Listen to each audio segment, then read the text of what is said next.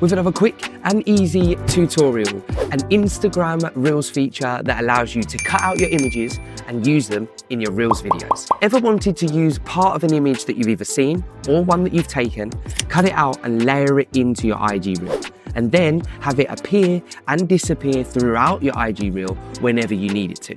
Instagram Reels has introduced the Cutout sticker, a feature that allows you to cut out any part of an image that you've seen or taken and use it in your Reels video. Now there's no need to use any software or any other app. You can do this in Instagram using a sticker. Here is a quick how-to.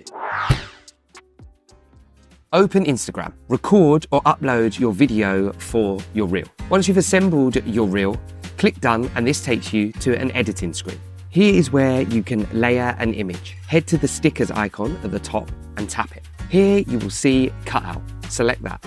Now choose the image that you want to cut out and select it from your camera roll. Here is an example of a person, me, and an object that I've cut out. Automatically, Instagram will make a selection. If it isn't what you want, then tap Manual at the bottom and then tap the area. But so far, I've had a 100% success rate with the image that Instagram has selected being the selection that I wanted.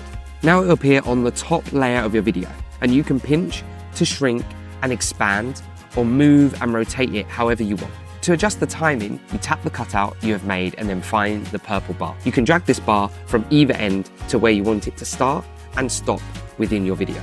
You can also add more than one sticker. Now, as you build up a collection of cutouts, you can always delete previous cutouts if you want to.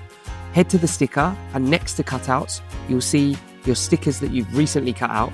If you want to see them all, in the top right-hand corner, it says See All, tap that. Now, any stickers that you want to delete, you need to tap and hold.